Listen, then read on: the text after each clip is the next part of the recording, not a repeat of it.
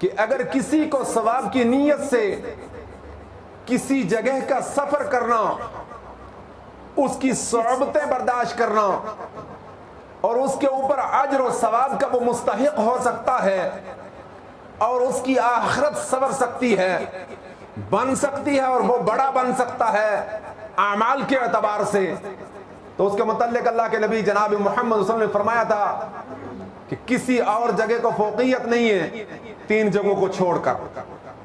فرمایا تھا لا تشد الرحال الا الى 3 مساجد۔ آپ علیہ الصلوۃ والتسلیم نے فرمایا تھا کہ رحال سفر نہ باندھو، زیادہ راہ نہ باندھو، سفر نہ کرو یہ سمجھتے ہوئے کہ اس سفر پر ہمیں اللہ ثواب بخشے گا، ہمیں اللہ تعالیٰ فوقیت دے گا، ہمارے اعمال کے اندر بہتری ہوگی، مگر 3 مساجد کے لیے اگر آپ کرتے ہیں تو آپ کو اس کی فوقیت ہے۔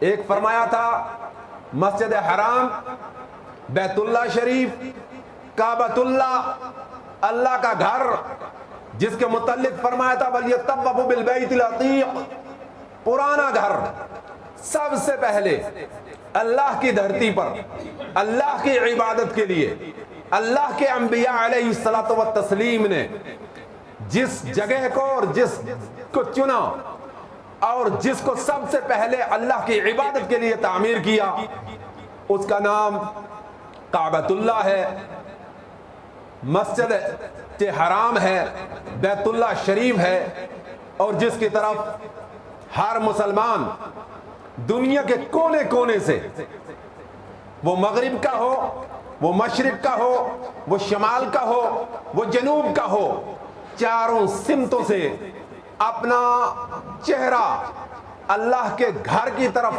متوجہ کرتا ہے، اور اسی کے لیے فرمایا تھا کہ جب بھی تمہیں اللہ کے سامنے سرنگوں ہونا ہو تو اللہ کے گھر کی طرف تم نے اپنے چہرے کو فولی وجہ کا شطر المسجد الحرام، مسجد حرام کی طرف آپ کو اپنے چہرے کو پھیرنا۔ یہ ہمارے ہاں سے مغرب کی طرف ہے تو کسی طرف سے مشرق کی طرف بھی ہوگا، کسی طرف سے یہ شمال کی طرف ہوگا، اور کسی طرف سے دنیا کے کونے میں یہ جنوب کی طرف ہوگا۔ لیکن ہمیں حکم اللہ نے یہ دیا ہے کہ لا الہ الا اللہ محمد رسول اللہ کا اقرار کرنے والا، ایک اللہ کو الہ ماننے والا، اور محمد رسول اللہ صلی اللہ علیہ وسلم کو شعار شریعت ماننے والا، اپنے لیے قدوہ و نمونہ اور اسوہ ماننے والے کے لیے یہ مناسب ہے کہ وہ اللہ کے گھر کی طرف اپنے چہرے کو کر کے اپنی پیشانی کو جھکائے۔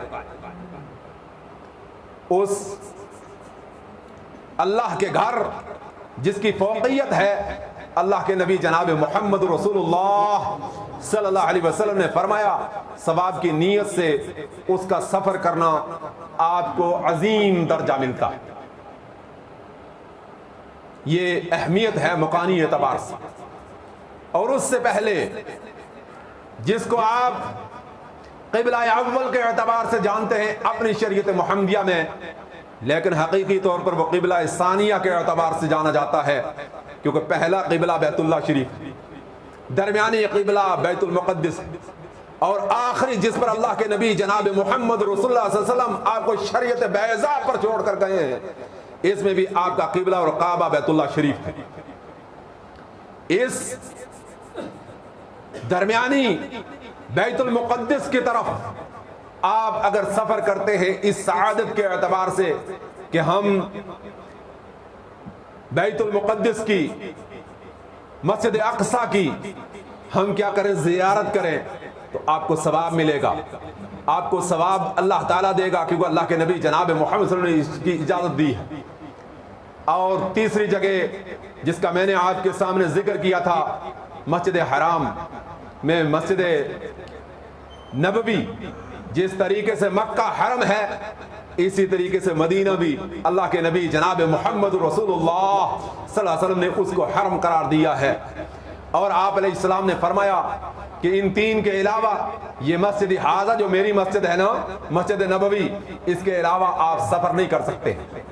اس کے علاوہ دنیا کے جتنی چیزوں کو ہم دیکھتے ہیں یہ سیر ہے، تفریح ہے، جانا ہے، آپ وہاں پہنچیں گے آپ کو دیکھنا ہے اس میں کوئی جرم کی بات نہیں ہے.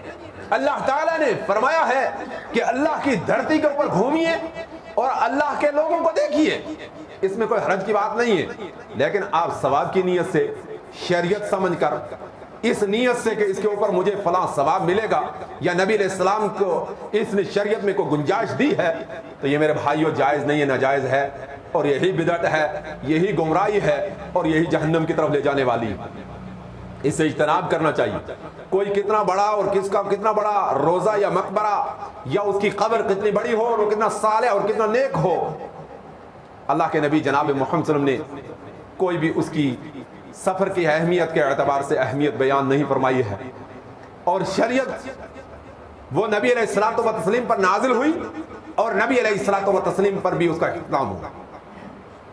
پہلی وحی اقرأ بسم ربک الذی اللہ کے نبی جناب محمد صلی اللہ علیہ وسلم پر نازل ہوئی, اور آخری وحی بھی اللہ کے نبی جناب محمد رسول اللہ صلی اللہ علیہ وسلم پر نازل ہوئی, اور اس کی عملی جو شکل و صورت ہے اور عملی اس کا جو دینی تحمین اور جو نظام ہے وہ اللہ کے نبی صلی اللہ علیہ وسلم نے عمل کے اعتبار سے ہمارے درمیان میں بیان کیا ہے.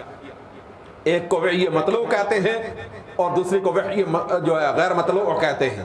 ایک وہ وحی ہے جس کو کتاب اللہ کہتے ہیں, جس کو آپ نماز کے اندر تلاوت کے اعتبار سے تلاوت کرتے ہیں اور اس پر آپ کو ایک ایک حرف پر 10 نیکیاں ملتی ہیں. اور ایک وہ وحی ہے کہ جو نزل من اللہ ہے, اور ہمارا اور آپ کا یہ عقیدہ ہے, آپ اپنے عقیدے کو اچھی طرح سمجھیں کہ جس طریقے سے قرآن کا نزول ہوا ہے اسی طریقے سے احادیث کا بھی نزول ہوا ہے. اللہ کے نبی جناب محمد رسول اللہ صلی اللہ علیہ وسلم نے اپنے ہوا اور اپنے نفس اور اپنی طرف سے شریعت اسلامیہ میں کوئی ایک جملہ بھی نہیں فرمایا ہے, اور یہ ہمارا ٹھوس اور مضبوط وہ عقیدہ ہے اہل سنت والجماعت کا کہ جس کے اوپر ہم جو پوری طریقے سے ڈٹے ہوئے جام ہیں کہ ہمیں پتہ ہے کہ وحی پر آ کر نبی علیہ السلام کی جو عملی چیزیں جو موجود ہیں کتاب اللہ اور سنت رسول اللہ کی شکل و صورت میں ہے, اور اسی پر ہمیں جو عمل کرنا ہے. میرے بھائیوں, اسی طریقے سے زمانی اعتبار سے بھی بات چیزوں کو اہمیت حاصل ہے. زمانے کے اعتبار سے, وقت کے اعتبار سے بھی بے شمار دنوں کو اہمیت حاصل ہے.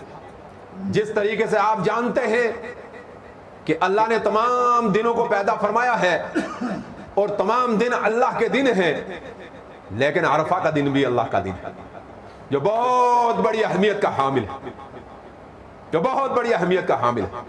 تمام مہینے اللہ کے مہینے ہیں, اللہ نے تمام کو جو بنایا ہے, لیکن ان میں 4 حرمت والے مہینے, یہ 4 حرمت والے مہینے امت مسلمہ کو ان کے نام یاد ہونی چاہیے.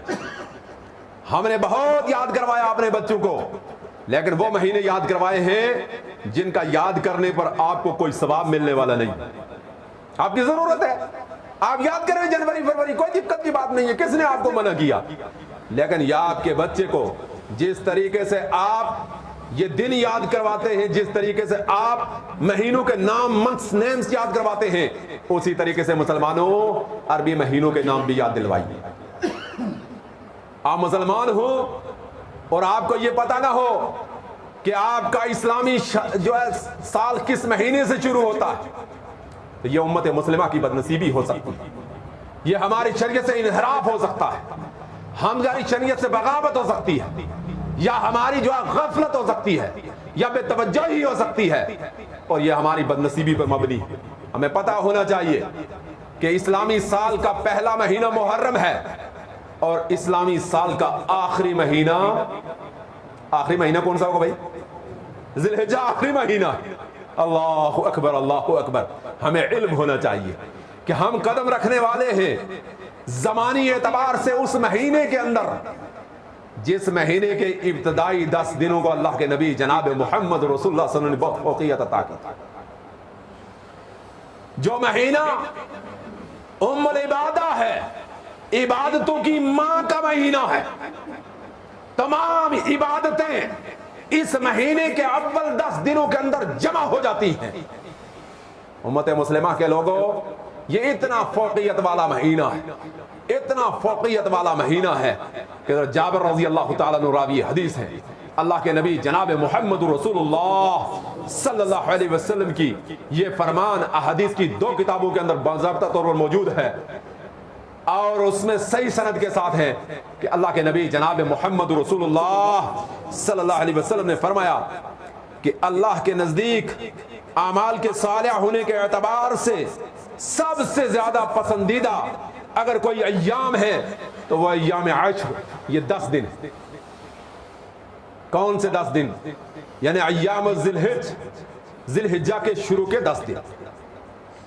اور یہ کتنے افضل ہیں، کتنے اعلیٰ ہیں، کتنے فوقیت والے ہیں، اس کی اہمیت کو جانتے ہوئے آپ جانیں گے کہ صحابہ کی طرف سے پوچھا گیا، قالو اے اللہ کے نبی جناب محمد صلی اللہ علیہ وسلم، جہاد سے بھی افضل ہے؟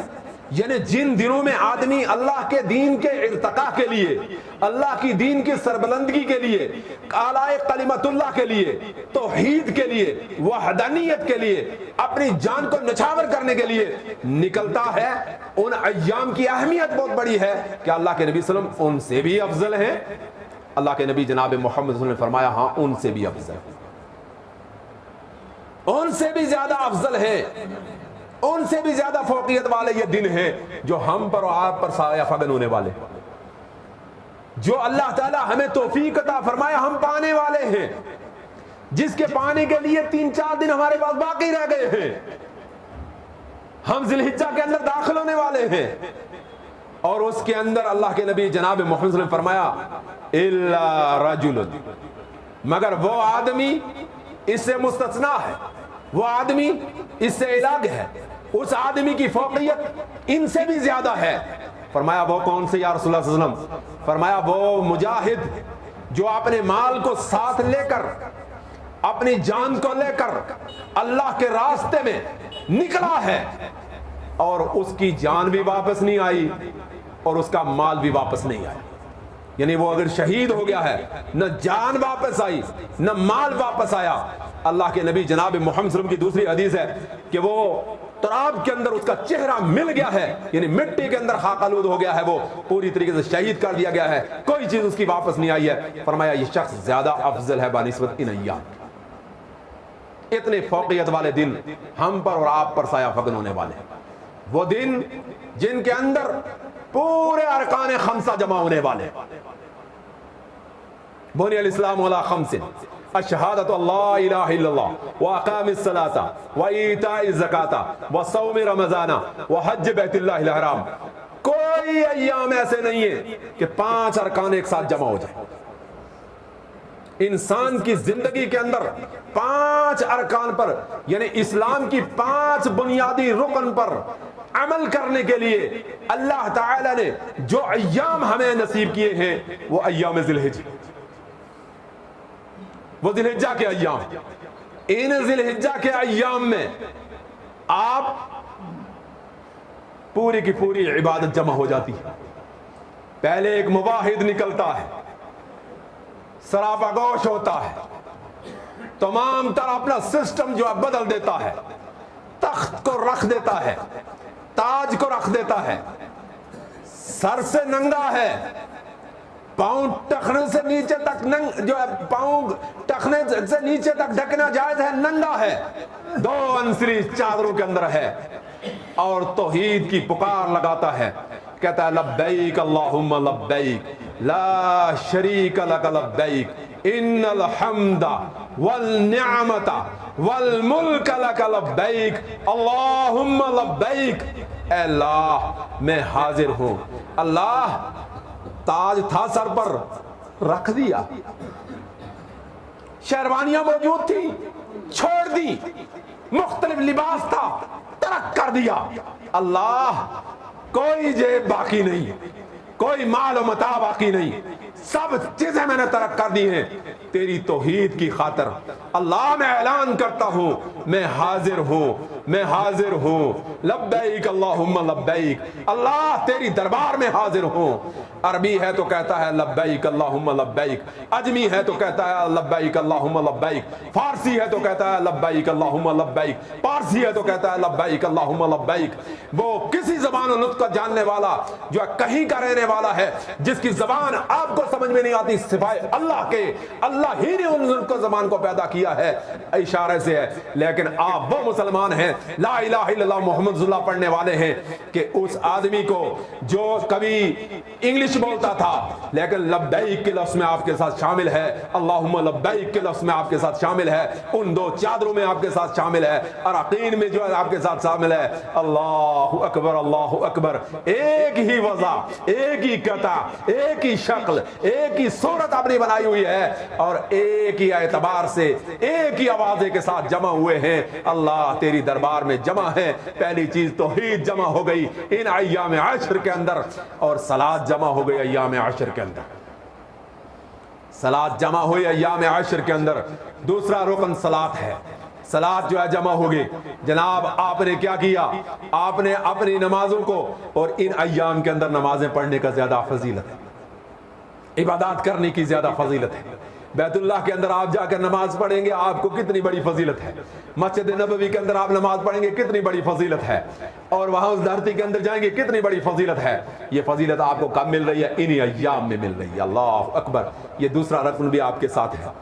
اور تیسرا رکن صدقہ و خیرات ہے، جو مالی کے ذریعے سے ہے، جو مالی کے ذریعے سے ہے، مالی کے اعتبار سے ہے۔ آپ اپنے مال کو اللہ کی راہ میں قربان کرتے ہیں، صدقہ کرتے ہیں آپ، اور اس صدقے کی شکل و صورت آپ کے لیے بھی ہے، حاجی کے لیے بھی ہے۔ حاجی نے اپنے مال کو خرچ کیا ہے، وَلِلَّهِ عَلَى النَّاسِ حِجُّ الْبَيْتِ مَنِ اسْتَطَاعَ إِلَيْهِ سَبِيلًا، جس نے مال تھا رکھا ہوا سبیلا کے لیے تھا، جس کو راستے کا انداز تھا، جو جا سکتا تھا، جس نے مال کو خرچ کیا تھا، اس نے باضابطہ طور پر کیا کیا کہ بھائی اپنے مال کو اللہ کی راہ میں خرچ کیا۔ اللہ کتنا عزیز، اللہ کی راہ میں اس نے مال کو صدقہ کیا۔ اور آپ یہاں موجود ہیں، اس جگہ میں موجود ہیں، یہاں موجود ہیں، پھر بھی آپ اس جو ہے عبادت کو جمع کرتے ہیں۔ آپ جو ہے پہلے اللہ سے اقرار کرتے ہیں۔ اللہ کے نبی جناب محمد رسول اللہ صلی اللہ علیہ وسلم فرماتے ہیں، یوں ہی ذی الحجہ کا چاند نظر آئے، یوں ہی ذی الحجہ کا مہینہ آپ کے اوپر سایہ فگن ہو، تو اب آپ کے لیے یہ مناسب ہے، یہ آپ کے لیے مناسب ہے کہ 13 دن آپ اللہ کی تکبیر و تحلیل و تحمید کو بیان کریں۔ کتنے دن؟ 13 دن۔ 13 دن آپ نے کہنا ہے۔ کیا کہنا ہے؟ جہاں بھی آپ جائیں کہیں سبحان اللہ، اللہ اکبر، لا الہ الا اللہ، واللہ اکبر، اللہ اکبر وللہ الحمد، اللہ اکبر کبیرہ والحمدللہ کثیرہ وسبحان اللہ بکرۃ وعصیلا۔ اللہ کے نبی جناب محمد رسول اللہ صلی اللہ علیہ وسلم کے 2 صحابی، اللہ اکبر کبیرہ۔ میرے بھائیوں، ہمارے اندر اہمیت شے ہی نہیں ہے، ہم غفلت کے اندر ہیں۔ 2 چیزیں ہمارے اندر ہو سکتی ہیں، 2 چیزیں ہیں ہمارے اندر، 2 چیزیں دونوں بری ہیں، 2 چیزیں دونوں عادتیں بری ہیں۔ پہلی چیز، اگر ہمارے اندر جہالت ہے تو جہالت سب سے بڑی بیماری، جہالت سب سے بڑی بیماری ہے۔ کسی لا الہ الا اللہ محمد رسول اللہ پڑھنے والے کے اندر جہالت نہیں ہونی چاہیے، ہم جاہل نہیں ہونے چاہیے، ہمیں دین کا علم حاصل کرنا چاہیے، بقدر ضرورت ہی صحیح، آپ مفتی نہ بن پائے، بقدر ضرورت تو ہمیں پتا ہونا چاہیے نا۔ اور دوسری غفلت ہے، انسان کو غافل نہیں ہونا چاہیے کہ ہم آخرت سے غافل ہیں، اللہ سے غافل ہیں، قرآن سے غافل ہیں، شریعت سے غافل ہیں، نمازوں سے غافل ہیں، توحید سے غافل ہیں، اور ایک مگن دنیا میں ہم لگے ہوئے ہیں، اللہ کی ذات سے ہم غافل ہیں۔ ان غافلوں کو اور ان کو جو لوگ نہیں جانتے، انجان تھے، ان کو سکھانے کے لیے 2 صحابی، معتبر 2 صحابی، اللہ اکبر کبیرہ۔ ایک کا نام حضرت عبداللہ ابن عمر رضی اللہ تعالیٰ عنہ، ایک کا نام حضرت ابو ہریرہ رضی اللہ تعالیٰ عنہ۔ اللہ اکبر۔ یہ دونوں نکلتے، یہ دونوں بازار میں جاتے، اور اکثر بازار میں جاتے، زور کے ساتھ تکبیر، تحلیل اور تمحید بیان کرتے، زور کے ساتھ کرتے۔ لوگ ان کو دیکھ کر کیا کرتے؟ یہ تکبیر و تحلیل و تمحید کہہ دیتے، یاد دلانے کے لیے، غافل کو غفلت سے باہر نکالنے کے لیے، اور نہ جاننے والے کو سکھانے کے لیے، جہالت سے باہر نکالنے کے لیے عمل کیا کرتے تھے؟ اللہ اکبر کبیرہ، دونوں ملتے ایک ساتھ باہر نکلتے، زور کے ساتھ تکبیریں کہتے تھے۔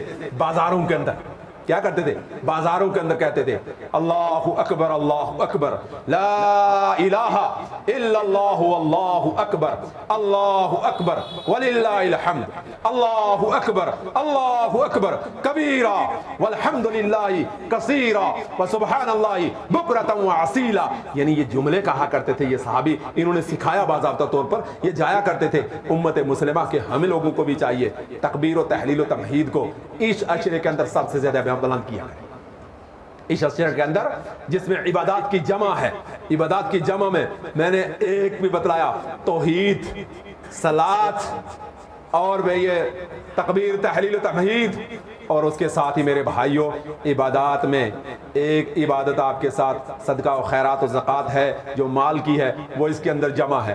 اس امت کو جا کر پوچھیں جو سقایت الحاج والے تھے، آج بھی ان کے دسترخوان کتنے پھیلتے ہیں، آج بھی ان کے دسترخوان کس طریقے سے لگتے ہیں، کتنے خوش قسمتیں ہیں وہ آنکھیں جنہوں نے ان مقامات کو دیکھا ہے، اور کتنے بدقسمت ہیں وہ لوگ جن کے لیے اسباب مہیا نہیں ہوتے۔ اللہ سے دعائیں کریں، اور میں اللہ سے دعا کرتا ہوں کہ ماں میرے ہر وہ شخص جس کو اللہ نے اپنا گھر ابھی نہیں دکھایا اس کو دکھا دے، ہر امت کے آدمی کو اللہ تعالیٰ دکھا دے۔ مال ہے، متاع ہے، دولت ہے، تو اسلام کا 5واں رکن حج کو ضرور آپ اپنی زندگی میں پورا کیجیے، بہت بڑی اہمیت ہے۔ میرے اور آپ کے نبی جناب محمد رسول اللہ صلی اللہ علیہ وسلم نے فرمایا کہ امت مسلمہ کا وہ آدمی، اس کو مجھے اس کا کوئی فکر نہیں کہ وہ یہودی ہو کر مرے یا نصرانی ہو کر مرے، جس کے دل میں اللہ کے گھر کے دیکھنے کا دیدار کا درجہ نہیں ہے اور اس کو حج کرنے کی اہمیت معلوم نہیں۔ کتنا بڑا مسئلہ ہے، مجھے کوئی فکر نہیں کہنا یہودین او نصرانین، اللہ کے نبی صلی اللہ علیہ وسلم فرمایا یہودی اور نصرانی ہو کر مرے، مجھے کوئی فکر نہیں، کوئی فکر نہیں۔ کتنے بڑے ہم لوگ ہیں، بہت ساروں کے پاس اللہ نے بہت مال عطا کیا، لیکن یہ اہمیت باقی نہیں ہے۔ میرے بھائیوں، ایک عظیم کام ہے بیت اللہ کا حج کرنا ہے، جس کے متعلق فرمایا حج المبرور لیس له الجزاء الا الجنہ، حج المبرور لیس له الجزاء الا الجنہ۔ اللہ کے نبی جناب محمد رسول اللہ صلی اللہ علیہ وسلم نے وحی کے الفاظ ہے، اللہ کی طرف سے جو نازل شدہ الفاظ ہے، میرا اور آپ کا عقیدہ ہے، رب نے کہلوایا ہے محمد رسول اللہ صلی اللہ علیہ وسلم سے کہ آپ اپنی امت کو اہمیت بتلاتے ہوئے یہ بتلا دیجئے کہ حج المبرور لیس له الجزاء الا الجنہ۔ یہ حج مبرور کیا ہے میرے بھائی؟ حج مبرور یہ ہے جس کے اندر کوئی ریاء نہیں، کوئی سوم نہیں، کوئی دکھاوا نہیں، کوئی تجارت کی نیت نہیں، کوئی کسی چیز سے نہیں ہے، صرف آپ جا رہے ہیں لوجہ اللہ جا رہے ہیں۔ اللہ اکبر، اللہ اکبر۔ یا اللہ، یہ تیری سادہ امت، یہ کمزور امت، یہ ضعیف امت اس خطہ عرضیہ میں ایک ایسی جگہ کے اندر بیٹھی ہوئی ہے، ان کے لیے اسباب اگر مہیا فرما دے تو تیرے سامنے کیا مشکل ہے۔ اللہ ان سب کو تو اللہ تعالیٰ توفیق عطا فرما دے، اسباب مہیا فرما دے کہ اپنی زندگی میں تیرے گھر کا یہ دیدار کریں، تیرے گھر کا یہ دیدار کریں۔ یہ بڑی بات ہے میرے بھائیوں، یہ ام العبادہ والے ایام ہیں، یہ جو آنے والے ایام ہیں نا، ایام العشر، جو آنے والے ذی الحجہ کے ایام ہیں، یہ تمام عبادتوں کے جو ہے تمام عبادتیں اس میں جمع ہیں۔ حج اس کے اندر جمع ہے جو باقی ایام میں نہیں ہوتا ہے۔ میں نے کہا نا یہ مکانی اعتبار سے فضیلت ہے، یہ مکانی اعتبار سے جو فضیلت تھی یہ زمانی اعتبار سے فضیلت ہے۔ زمانی اعتبار سے یہ فضیلت ہے ان دنوں کو کہ اس کے اندر تمام عبادات جمع، زکوٰۃ اس کے اندر جمع، صدقہ خیرات اس کے اندر جمع ہے، اور ایام حج کے یہ وہ ایام ہیں، وہ زمانے ہیں جو 3 مہینے متوالیات ہیں، جو حرمت والے ان عدت الشہور عند اللہ 12 شہرا فی کتاب اللہ یوم خلق السماوات والارض منها 4 حرم، جو 4 مہینے حرمت والے ہیں، وہ 4 مہینے جو حرمت والے ہیں میرے بھائیوں، وہ 3 مواد جو ہے مسلسل لگاتار ہیں۔ کون کون سے؟ ذی القعدہ، ذی الحجہ اور آنے والا محرم الحرام۔ اللہ اکبر اللہ اکبر۔ محرم الحرام کی بھی بہت بڑی اہمیت ہے، محرم الحرام کی بھی بہت بڑی اہمیت ہے۔ یہ 3 مہینے انتہائی اہمیت کے حامل ہیں اور حرمت والے مہینے ہیں۔ ہم نے اور آپ نے فلسفہ قرآن کو جانا ہے۔ رب رحمان نے یہ 3 حرمت والے آپ کو اور میرے لیے کس لیے رکھے تھے؟ اللہ اکبر۔ ریگستانی زمان، ریگستانی مکان، ریگستانی ایریا، جنگلات سے گزرنا ہے، پیدل جانا ہے، کوئی جہاز نہیں، کوئی چیز نہیں، کئی دن لگ جاتے ہیں، کئی دن لگ جاتے ہیں۔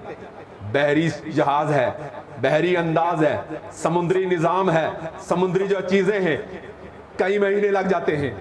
ان تمام کے اندر ایک آدمی اپنے گھر سے اپنا توشہ دان، مال اپنا، متاع اپنا، تمام تر چیزیں اپنے جان کے ساتھ باندھا ہوا نکلتا ہے۔ شریعت اسلامیہ نے اس کے تحفظ کو، قرآن نے اس کے تحفظ کو برقرار رکھا ہے، شریعت نے اس کے تحفظ کو برقرار رکھا۔ شریعت نے کہا ان مہینوں کے اندر کوئی شخص کسی پہ ظلم نہ کرے۔ تم چوری کرتے تھے جائز نہیں، مارتے تھے جائز نہیں، ڈاکہ ڈالتے تھے جائز نہیں، اور ان قوم جابر کو، راستے والے لوگوں کو، مسلمانوں کو، اور یہاں تک کہ عرب کی دھرتی کے وہ لوگ جو کلمہ گو نہ تھے، وہ بھی ان مہینوں کو حرمت والا مہینہ مانتے تھے۔ کلمہ گو نہیں تھے، کلمہ نہیں پڑھا تھا، مسلمان نہیں تھے، لیکن ان کے نزدیک یہ مہینے بھی حرمت والے تھے۔ 3 مہینے آپ کو دیے۔ ذی القعدہ میں آپ سفر شروع کرتے ہیں حاجی پور امن۔ ہائے ہائے کتنے بد نصیب ہوں گے وہ لوگ جو ان ایام میں بھی کسی حاجی کی پاکٹ مارنے کی کوشش کر رہے ہوں گے۔ ہائے ہائے، یہ مسجد ہے نا، یہاں ہم اور آپ اللہ کی عبادت کے لیے آئے ہیں۔ کتنا بد نصیب ہوگا وہ شخص جو جوتی چور کے خیال سے آیا ہوگا۔ ہے وہ بھی انسان ہے، وہ بھی انسان ہے، لیکن کیا ہے؟ جوتی چور ہے۔ اللہ کے نبی جناب محمد رسول اللہ صلی اللہ علیہ وسلم نے اپنے صحابہ کو تلقین فرماتے ہوئے امت مسلمہ کو فرمایا تھا کہ قیامت کے دن تم میں سے کوئی شخص نہ آئے کہ میں دیکھوں محشر کے میدان میں میری نگاہ اٹھے، اس کے کندھے کے اوپر اونٹ لدا ہوا ہو،